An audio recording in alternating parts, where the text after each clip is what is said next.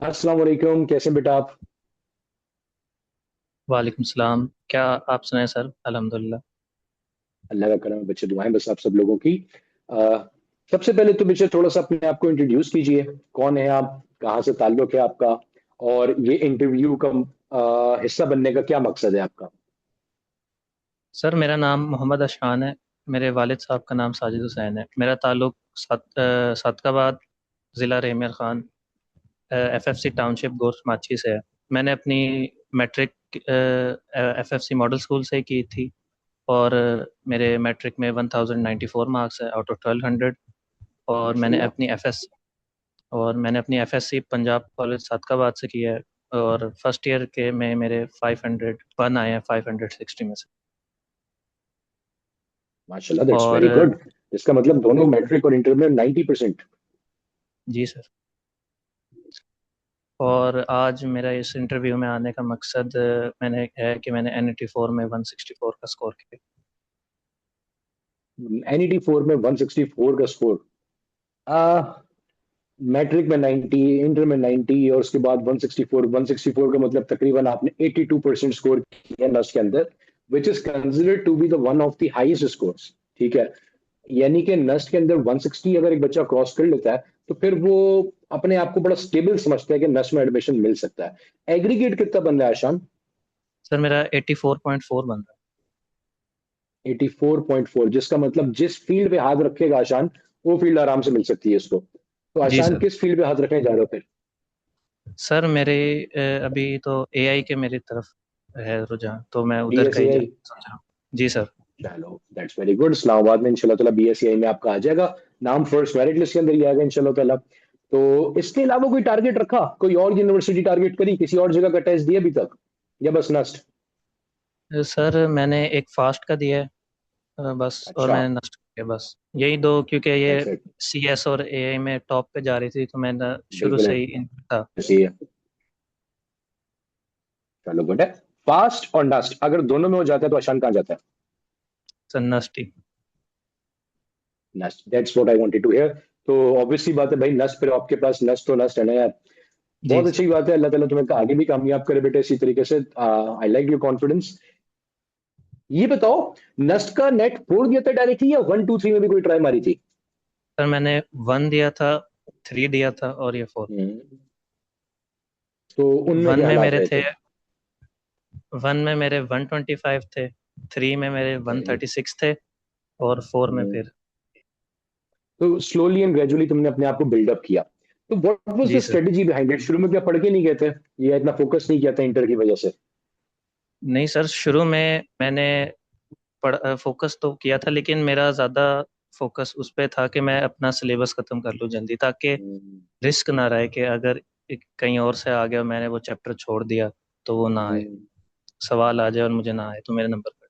मैंने उस पर ज़्यादा फोकस किया, और मैंने जो टेस्ट वगैरह थे उनको मैंने ज़्यादा तवज्जो नहीं दी, तो फिर 125 आ गए। NET 3 में फिर मैंने सारी चीज़ें कवर की, और फिर मैंने टेस्ट प्रैक्टिस पे ज़्यादा फोकस दिया, तो मेरे 136 आ गए, फिर 135। और फिर हाँ 4 में 6। क्या खाया तुमने? नेट 4 में क्या खाया ऐसा सब के? 4 में मेरे पेपर भी ख़त्म हो गए थे, तो मेरे पास इस हम्म। पे मेरे पास एंट्री टेस्ट पे फोकस करने का ज़्यादा टाइम था। तो मैंने सर हर चीज़ की मैंने जैसे सर बिलाल ज़िया ने इंस्ट्रक्ट किया था, मैंने सारी वैसे ही की। मैंने लेक्चर्स देखे, नोट्स बनाए, प्रैक्टिस की, जो आप लोगों ने दी, और आसपास से भी जो भी मुझे प्रैक्टिस मटेरियल मिला मैंने किया। फिर जो आप लोगों ने टेस्ट दिए मैं वो करता। फिर जो टेस्ट सही अच्छा होता, उस चैप्टर को तो मैं डन कर देता। जो टेस्ट सही ना होता, उसको मैं फिर से रिवाइज करता। फिर जो पिछले साल के टेस्ट थे मैंने वो दिए, या वो जो आपने प्रोवाइड किए थे उनको दिया। और फिर मैंने जो डेली टेस्ट होते थे वो भी फिर मैंने फिर से दिए। और फिर अगर उनमें मेरा सही हो जाता, तो मैं अपने एक चैप्टर को कंसीडर करता। That is the strategy. देखो यहाँ पे, अगर जिस तरह से आपने अपनी पूरी रूटीन ये डिफाइन करी ना, इसको मैं थोड़ा सा एजुकेशन की टर्म्स में अगर हमारे सुनने वालों को डिफाइन करूं, इसे कहा जाता है असेसमेंट। जब तक एक स्टूडेंट अपनी असेसमेंट नहीं करता ना, असेसमेंट जैसे आपने टेस्ट, आपने बेतहाशा टेस्ट दिए, ये जी सर। असेसमेंट की जो कमी है, यही मार्क्स को ऊंचा ले जाने का रुकावट बनती है हमारे पास। एक जी स्टूडेंट के सर। लिए एक समेटिव असेसमेंट और एक फॉर्मेटिव असेसमेंट। फॉर्मेटिव असेसमेंट का मतलब होता है चैप्टर वाइज वो अपने आप को रेडी कर रहा हूँ। समेटिव असेसमेंट का मतलब जिसको हम एफएलपीस कहते हैं, जो हमारे फुल लेंथ पेपर्स हैं, उनको आपके पास प्रैक्टिस कर रहा हूँ। जहां ये दोनों चीजें बेहतर होना शुरू हो जाती हैं तो मार्क्स खुद ब खुद नीचे से ऊपर जाने लग जाते हैं आपके पास। And you are an example of that. आपने माशाल्लाह से अपनी भी खुद डिफाइन किया कि भाई आपने किस तरीके से अपने टेस्ट देके अपने आप को ऊपर लेके गए। अच्छा अशान, ये बताओ फिजिकोमेटिक्स में कौन से बैच का पार्ट थे आप? सर बैच 1 का। बैच 1.0। अच्छा बैच 1.0 का मतलब आपने अगस्त में एडमिशन ले लिया होगा हमारे पास, ऐसे ही जी है? सर। जी सर। अच्छा, यानी कि बिल्कुल शुरू शुरू में आपने हमारे पास एडमिशन ले लिया था। और फीस कितनी पे करी थी उस टाइम पे आपने? 75,100 सर। 75,000 नहीं बोलो यार प्लीज यार। 100 सर, 100। गलत गलत हो जाएगा। 75,000 हम मर जाएंगे यार। 10 बच्चों की फीस ही तो हमारे। 7500। जी सर, 7500। 75। जी वर्थ सर। इट थे वो पैसे? जी सर, मैं जितने भी आज तक स्टडीज पे लगाए हैं सबसे ज्यादा वर्थ इट यही थे। सबसे ज्यादा वर्थ इट थे? क्यों कह जी। रहे हो ऐसा? इंटरव्यू में बिठाया हुआ मैंने इसलिए? नहीं सर, मैंने जितना आप लोगों ने मुझे पढ़ाया, जितना आप लोगों ने मुझे कॉन्सेप्ट दिया, आज तक मैंने इतने कॉन्सेप्ट नहीं दिए। यानी आप लोगों से समझ के पढ़ के मजा आया। अच्छा चलो दैट्स वेरी गुड। अच्छा अगर तुम बैच वन के स्टूडेंट हो तो तुमने तो काफी सारी ट्रांसफॉर्मेशन देखी होगी फिजिकोमेटिक्स में। जी सर। फिजिकोमेटिक्स का नाम तुमने पहली दफा मेरे ख्याल से बैच वन के बाद ही सुना। ठीक है कि जी सर। फिजिकोमेटिक्स हम लोगों ने अपना प्रॉपर पोर्टल लॉन्च किया। ये पोर्टल पहले तुम्हारे पास थोड़ा सा डिफरेंट होता था, पोर्टल में काफी सारी चीजें ऐड होती चली गई। इवन के डाउट्स वगैरह भी फिर पोर्टल पे पूछना शुरू कर दिए। तो ये बताओ पोर्टल की ये ट्रांसफॉर्मेशन कैसी रही तुम्हारे पास? इस पोर्टल कितना यूजफुल रहा तुम्हारे लिए, हमारा जो पोर्टल प्रोवाइड किया गया था, स्टूडेंट पोर्टल? सर पोर्टल मेरे हिसाब से तो यानी एक परफेक्ट एप्लीकेशन थी। हर चीज़ उस पर अवेलेबल थी। यानी मुझे यानी इधर उधर कोई सर्च नहीं करना पड़ा। हर चीज़ आप लोगों ने पोर्टल पे प्रोवाइड की हुई थी। डाउट्स पोर्टल पे पूछ लेते थे। टेस्ट लेक्चर्स हर चीज़ पोर्टल पे अवेलेबल थी, तो मेरे हिसाब से तो ये परफेक्ट थी सर। चलो दैट्स गुड। अच्छा बैच वन से लेके अब तक अगर हम बात करें अगस्त से, अब अगला अगस्त आने वाला है, बस जुलाई हमारे पास अभी शुरू हो गया, एक महीने की बात। तकरीबन 11 महीने का साथ है हमारा। 11 महीने के साथ के अंदर आप मुझे बताओ कि आप कितनी दफा कोर्स रिवाइज कर पाए अपना? सर मैंने 3 बार कोर्स तो मैंने अपनी तरफ से यानी जो मैंने किया था वो एक ही बार था, लेकिन आप लोगों ने जो टोटल बार कराया था वो मल्टीपल टाइम्स था। यानी पहले सर रोलर ने भी कराया, सर बिलाल ज़िया ने भी कराया, फिर आगे 2 और टीचर्स आए क्रैश बैच में, वो उन्होंने भी कराया, तो 4-5 बार तो हो गया था। चलो दैट्स गुड। आपने सारे टीचर्स को कहीं ना कहीं देखा होगा, उनकी कभी जी लाइव सर। क्लास ली होंगी, किसी की रिकॉर्डिंग सुनी होंगी। Who was your favourite teacher in physicomatics? Sir मेरे फेवरेट सर बिलाल ज़िया ही रहे हैं। यानी फिजिक्स का मुझे पहले से ही शौक था, फिजिक्स और मैथ का। तो सर बिलाल ज़िया ने जिस तरह फिजिक्स पढ़ाई थी मुझे अच्छा लगा। यानी वो फिजिक्स पढ़ के कॉन्सेप्ट बिल्ड करना, यानी दिल को अच्छा लगा पढ़ के अच्छी तरह। अच्छा दिल को अच्छा लगा, मतलब वो दिल से ताल्लुक है, बस उनका तो डिफाइन नहीं किया जा सकता उनको ज्यादा है। जी सर। चलो जी वेरी गुड। अच्छा अगर मैं आपसे ये पूछूं यार, देखो आपने तो बताया कि भाई आपने जैसे नेट वन भी दिया, नेट थ्री भी दिया, नेट फोर भी दिया, बट क्योंकि पहले प्रैक्टिस की कमी आपने खुद डिफाइन करी कि मैंने प्रैक्टिस नहीं करके जाता था, तो मेरे मार्क्स थोड़े से कम रहते थे। लेकिन जी जब सर। नेट फोर में आपने प्रैक्टिस को सबसे ज्यादा फोकस किया तो आपके पास आपके मार्क्स खुद ब खुद बढ़ते चले गए। एफएलपीज जी देते थे उस प्रैक्टिस के अंदर सारी हमारी? जी। FLP मैंने नस्ट की एक ही दी थी बस। एक ही दी थी? जी अच्छा, सर। और बाकी चैप्टर वाइज टेस्ट के ऊपर ज्यादा फोकस रखा? हाँ जी सर, वो सारे कंप्लीट हर एक किया था। कितनी दफा दिए होंगे वो टेस्ट तुमने? 2 से 3 बार तो दिए होंगे सर। हर टेस्ट जो है बहुत बड़ी बात है ये सुनने में छोटा सा नंबर लग रहा है, लेकिन अगर आप सोचो हर सब्जेक्ट के अंदर कम से कम 20 चैप्टर्स, 20 टेस्ट जी आ गए, 20 टेस्ट आपने 2 से 3 दफा दिए हर सब्जेक्ट के, तो that is a huge amount of practice. बच्चे जी समझते हैं कि यार एक ही दफा प्रैक्टिस कर ली बस, दैट्स इट, आगे कुछ नहीं करना। लेकिन सर। ऐसा नहीं है, जब तक आप उस प्रैक्टिस को भी रिपीटिशन में नहीं लेकर आते तब तक आप अपने स्कोर को ऊपर ले जाने से खुद ही रोक रहे होते हो। तो ये रिपीटिशन जो है ये हमें ऊपर लेके जाती है, that could be a very good outcome of this video as well, this interview as well. लेकिन एक मैसेज है यार, बार बार करो, जब तक बार बार नहीं करोगे मार्क्स ऊपर नहीं जाएंगे आपके पास, सिंपल सी बात है। जी सर। चलो गुड हो गया बेटा। अच्छा ये बताओ, प्रैक्टिस शीट सॉल्व करी, टेस्ट दिए, वो ज्यादा मुश्किल थी या नेक्स्ट का एग्जाम ज्यादा मुश्किल था, नेट फोर का? सर दोनों ही बराबर ही थे, यानी जो मैराथन में जो टेस्ट में था, जो गलतियां मेरे टेस्ट में हुई, फिर गलतियां मैंने दोहराई, तो वो गलतियां वैसे ही सवाल उसमें आए तो उस गलतियां रिपीट नहीं हुई फिर। Very good, that's very good. अच्छी बात है तो बहुत बेटा। देखो यही होता है तरीका कि गलतियां एक दफा कर ले इंसान, तो उस इंसान सबसे अच्छा वही है कि जो अपनी गलती से सीखे और उसको रिपीट ना करे। और ये जी सर। जिंदगी का उसूल है, ये सिर्फ एक टेस्ट का उसूल नहीं है, ये जिंदगी का उसूल है कि आप लाइफ के अंदर भी कोई गलती कर लो, पर गलती होगी कोई बात नहीं, उस गलती से सीखो, उसको सही करो, आइंदा अगली गलती करो, पुरानी वाली गलती रिपीट नहीं करनी है आपने। अगली गलती तो चलो इस कारण चल जाएगी, पुरानी वाली गलती अगर करोगे तो फिर तो ब्लंडर कर लो फिर तो जिंदगी में भाई।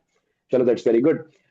अच्छा आशान साहब, आशान साहब मेरा बेटा ये बताइए कि यार अगर मैं आपसे पूछूं कि पोर्टल आपने बताया कि भाई हर चीज उस पर अवेलेबल थी, हर चीज मैंने बहुत फायदा उठाया, मैंने टेस्ट दिए, मैंने लाइव क्लास, आप लाइव क्लासेस लेते थे या रिकॉर्डेड लेसन लेते थे ज्यादा? सर स्टार्टिंग में मैंने लाइव ली थी, फिर आगे मैंने रिकॉर्डिंग पे शिफ्ट कर दिया था, क्योंकि मेरे बोर्ड्स के एग्जाम भी करीब आ रहे थे, तो और हम्म। मेरे कॉलेज का भी वो हर्ज हो रहा था, तो मैं ना बीच में यानी फिर उस पे रिकॉर्डेड पे शिफ्ट हो गया। हालांकि मैं ये कहता हूँ कि they both are equally helpful. जी सर। रिकॉर्डिंग से आप लोग, क्योंकि कंटेंट तो आपको वही मिल रहा है पूरा पूरा, बल्कि रिकॉर्डिंग में कुछ बच्चों की एक आदत होती है ना कि यार हम थोड़ा सा फास्ट पेस पे सुने, तो रिकॉर्डिंग में आपको एक और फायदा हो जाता है कि आप अगर बीच में क्वेश्चन आंसर्स वाला सेशन हटाना चाहते हो, आपने स्किप कर दिया, आपने अपनी रिकॉर्डिंग को जो 3 घंटे की है उसको कम से कम 2.5 2 घंटे में खत्म करने के आराम से काबिल बन जाते हो। रिकॉर्डिंग में एक फायदा ये भी मिलता है बच्चों को। अच्छा, तो आप रिकॉर्डिंग्स लेते थे, तो अगर मैं आपसे ऐसे पूछूं यार, पोर्टल पे रिकॉर्डेड लेक्चर्स भी लिए आपने, शीट्स भी सॉल्व करी, टेस्ट भी दिए, डाउट टीचर्स भी आपने काफी ज्यादा, आप बता रहे हो कि आपने इस्तेमाल किया, डाउट टीचर्स को भी आपने जो है तंग किया, उन्होंने भी आपको काफी ज्यादा हेल्प आउट की, what is the best feature on the portal, और what is your favourite feature on the portal among these? Sir मेरा तो फेवरेट डाउट ही है, क्योंकि ना डाउट ही है। मैं जब, जी सर, मेरा वो अपना वो जो गलतियां जब मैं प्रैक्टिस करता था, जो गलतियां होती थी हम्म। पहले एआई पे मैं करता था, एआई पे, क्योंकि ना वो जरा जल्दी रिस्पांस दे देता हम्म। था। फिर ना, लेकिन उसमें यह मसला था कि वो पता नहीं कोई और ही जुबान में बोल रहा होता था, ऐसे लगता है। हाँ, ये समझा नहीं पाता वो। हाँ जी, समझा नहीं पाता, तो जब मैं उन पे देता अपने डाउट टीचर्स को देता था डाउट, तो वो यानी क्लियरली देते थे, हर सवाल का मुझे जवाब मिला, अच्छी तरह क्लियर हुआ मेरा कॉन्सेप्ट, फिर उनकी वजह से भी मेरे बहुत अच्छे नंबर आए। चलो दैट्स गुड। डाउट टीचर्स के नाम जानते हो अपने? नहीं सर, वो अब तो याद वो नहीं है? नहीं। चलो कोई बात नहीं, वरना मैं तुमसे ये भी पूछता। चलो सब्जेक्ट बता दो, कौन से सब्जेक्ट के डाउट टीचर सबसे अच्छे लगते थे, जो सबसे अच्छे से एक्सप्लेन करते थे? सर ज़्यादा डाउट्स तो मेरे फिजिक्स में ही होते थे, तो फिजिक्स के ही मेरे ज़्यादा हम्म। होते थे, तो वो भी यानी काफ़ी अच्छा है उनकी, यानी समझाने का जो तरीका था वो काफ़ी अच्छा लगा। चलो बहुत अच्छी बात है यार। फिजिक्स के जो टीचर है हमारे, सर अब्दुल मुइज और सर आसिम, दोनों को मैं ये क्रेडिट जरूर पहुंचाऊंगा, उनको दिखाऊंगा कि यार देखें आपकी जो मेहनत है वो किस तरह से रंग लेकर आती है आगे जाके। चलो जी सर। That's very good. अच्छा बेटे मुझे ये बताओ कि अगर हम लोग इस तरह से बात करें कि यार अक्सर बच्चे, चलो इस सवाल से पहले मैं एक छोटा सा सवाल और पूछ लूं, ये बताओ हमारे बारे में पता कैसे चला था आपको? How did you come to know यार फिजिकोमेटिक्स कोई चीज है, इधर भी पढ़ाई होती है? सर मेरे पहले तो मुझे आप ज़ीरो, कुछ नॉलेज नहीं था कि ये ऑनलाइन भी उसकी तैयारी कराते हैं एंट्री टेस्ट। हम्म। फिर मैं यही अगस्त का टाइम था, मैं ना ढूंढ रहा था कि तैयारी कैसे करूं, समझ नहीं आ रही, हम्म। तो फिर मेरे सीनियर्स ने मुझे आप लोगों के बारे में बताया। अच्छा, सीनियर से पता चला आपको? जी सर। तो चलो ठीक है, सीनियर से पता चला, क्या अब तुम अपने जूनियर्स को बताओगे कि फिजिकोमेट्रिक्स से पढ़ना चाहिए नहीं पढ़ना चाहिए? जी सर, लाजमी लाजमी। लाजमी। अच्छा, जी सर। अब जो मेरा मेन सवाल था मैं उस तरफ आता हूँ। भाई आपको आपके सीनियर से पता चला फिजिकोमेट्रिक्स के बारे में, ठीक हो गया, फिजिकोमेट्रिक्स को आपने खुद भी एक्सप्लोर किया, क्या सीनियर्स की एडवाइस वर्थ इट थी आपके लिए? फिजिकोमेट्रिक्स को ज्वाइन करना वर्थ इट था? जी सर, वर्थ तो था, आपके पीछे ही लगा हुआ है वर्थ। जो हुआ हाँ, है। मेरे पीछे वर्थ लगी हुई है, सही कह रहे हो बिल्कुल। ये लगी हुई है पूरी वर्थ, सामने आ गई वाली वर्थ। अच्छा, आपने ज्वाइन किया, लेकिन जब आपने ज्वाइन किया होगा तो क्या आपके जहन में यार ये प्रॉब्लम तो अच्छा ये बताओ, इससे पहले कभी ऑनलाइन कहीं पढ़ा था या सिर्फ ऑफलाइन कोचिंग्स और स्कूल्स और अकेडमीज इन्हीं पे पढ़ते थे? ऑफलाइन ही, मेरा सारा ऑफलाइन ही रहा।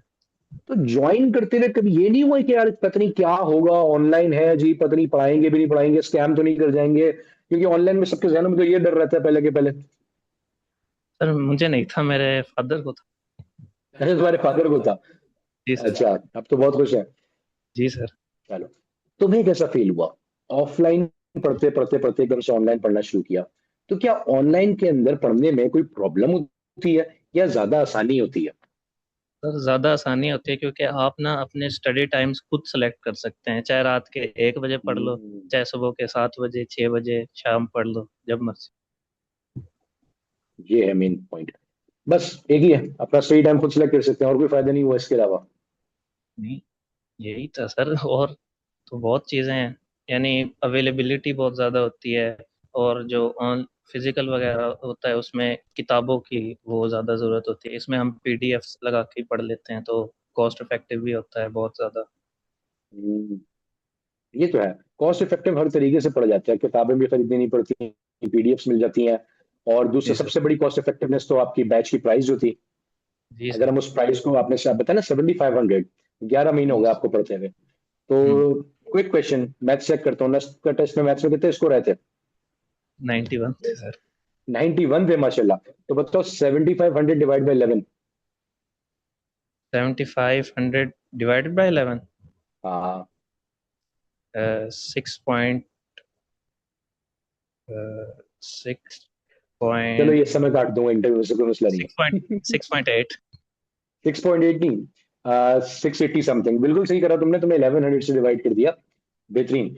तकरीबन तुम्हें यानी कि 680 रुपये महाना के ऊपर तुमने पढ़ लिया, और उसमें हर चीज तुम्हें मिल भी गई। और तुम खुद बता रहे हो कि वो वर्थ इट थी। और दूसरा, तुम हैसल से बच गए। कौन सी हैसल? कि यार सुबह अगर 5 बजे मेरी क्लास, सॉरी, शाम में 5 बजे मेरी क्लास है, तो मुझे घर से 4:30 बजे निकलना है। बस में चिंचियों में ख्वार होते हुए जाना है, पहुंचना है, या बाइक की अगर भागे पहुंचना है। फिर वापसी आने में भी उतना ही टाइम लगेगा। फिर मैं जी। ख्वार होऊंगा, घर आके थक जाऊंगा, फिर खाऊंगा पीऊंगा। तो 2 घंटे की जो क्लास थी मेरी, उसने 5 घंटे खा लिए मेरे पूरे दिन के। जी। जबकि ऑनलाइन में गया, सुबह उठे, बस मुंह पे छपका मारा, सुकून फ्रेश, ले गया बैठ के। उसके बाद सही। जितनी देर पढ़ोगे वो सारा का सारा इफेक्टिव टाइम तुम्हारा पढ़ाई में ही जा रहा है, सारा का सारा। दैट्स हाउ जी sir. Online somehow supersedes the offline learning, ठीक है? और एक स्टूडेंट के लिए ज्यादा फायदेमंद हो जाती है ऑनलाइन लर्निंग आपके पास। चलो, जी सर। अशान, अब एक सवाल कुछ इस तरह से, देखो चूंकि तुमने मुझे बताया कि भाई आपके सामने पोर्टल थोड़ा सा डेवलप हुआ, कुछ सजेशन देना चाहोगे कि यार और क्या डेवलपमेंट करनी चाहिए हमें इस पोर्टल में? तो मेरे हिसाब से तो पोर्टल बिल्कुल परफेक्ट है। अच्छा जी अशांत, तो ये बताओ बेटा कि पोर्टल के बारे में तुमने काफी सारी तारीफें कर ली, सब कुछ हो गया, लेकिन हम चाहते हैं इसको और बेहतर बनाएं। हमारी यकीन जानो कि दिनों रात यही तगोदो होती है कि हम सर जोड़ के बैठे होते हैं, आपके सर बिलाल जिया हो गए, सर हाशिम जिया हो गया, मैं हो गया, सर साद हो गए। हम लोग बैठ के बस हम यही सोच रहे होते हैं कि किसी तरीके से इस पोर्टल को और ज्यादा यूजफुल फ्रूटफुल बना सके अपने स्टूडेंट्स के लिए। तो कोई ऐसी सजेशन, अब तुम जैसे बीएस एआई में जाना चाहते हो, कोई तो आइडिया होगा तुम्हारे पास यार ऐसा, कि कोई सजेशन तुम दे सको कि सर ये अगर आप कर लें तो और बेहतरी हो जाएगी। एक स्टूडेंट का पॉइंट ऑफ व्यू जानना चाहता हूँ।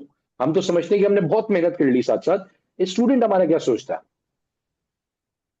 सर मैं सजेशन देना चाहता हूँ कि ये जो पोर्टल में कभी कभार वो जो मसले आ जाते हैं अचानक से, क्लासेस में रुक जाती हैं, उसमें ज़्यादा मसला तो नहीं होता, लेकिन मुझे लगता है ये इम्प्रूव हो सकता है और करना भी चाहिए।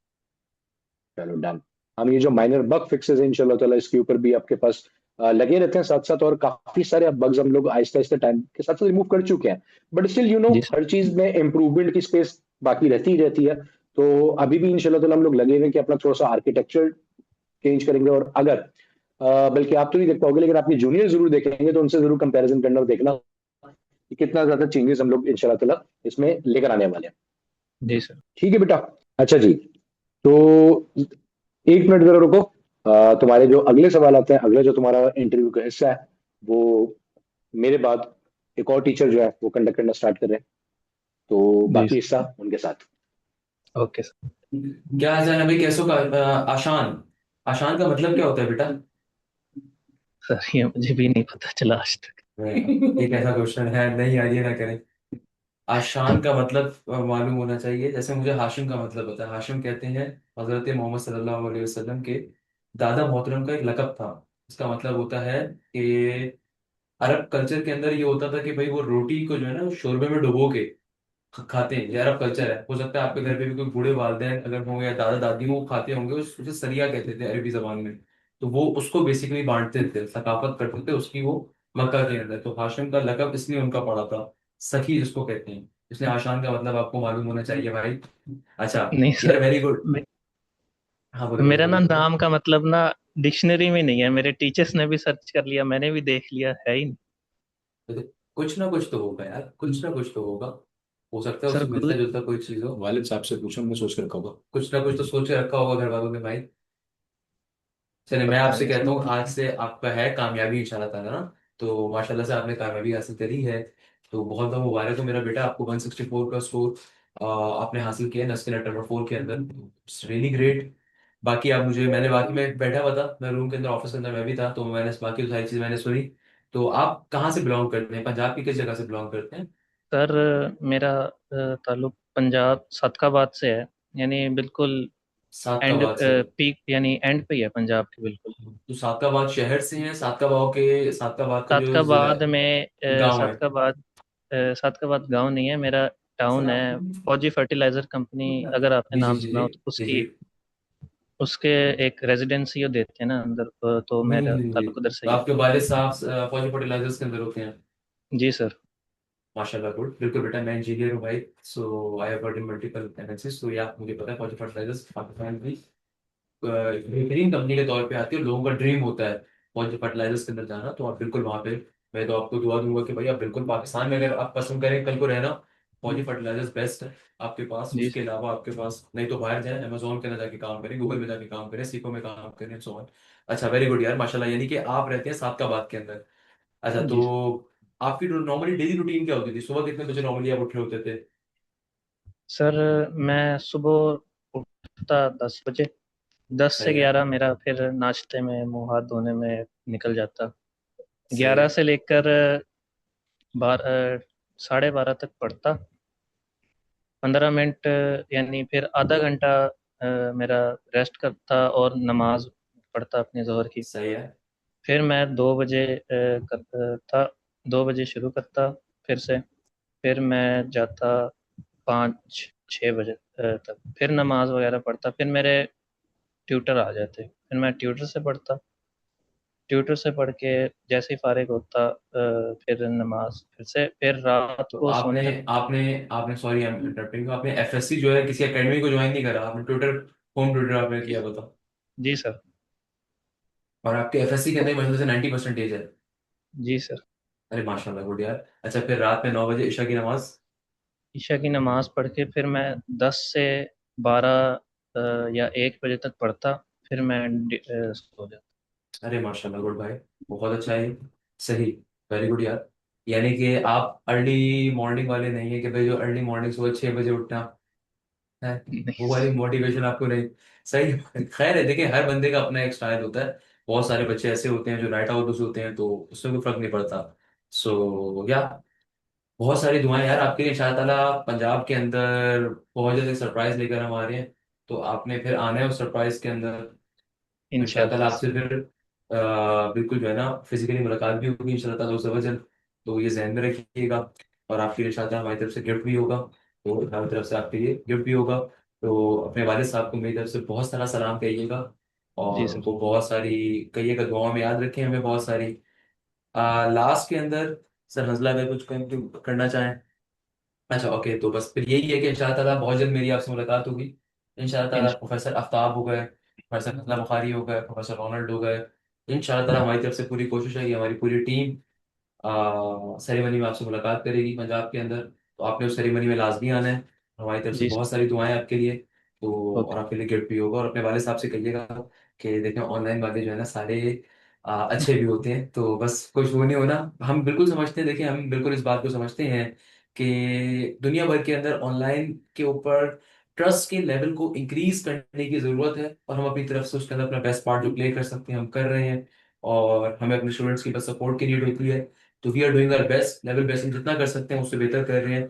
हम समझते हैं इसमें और गुंजाइश भी शायद होगी, तो हम वो भी करेंगे इंशाल्लाह ताला।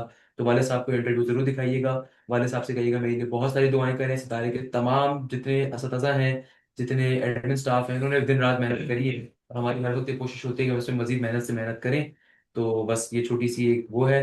तो बाकी इंशाल्लाह आपके वाले साहब से मुलाकात करने का शर्फ हासिल होगा, तो वाले साहब को भी लेकर आइएगा। बहुत सारी दुआएं, जज़ाकल्लाह खैर, thank you so much. Hashim से साइनिंग ऑफ। ओके सर, अल्लाह हाफिज। Thank you.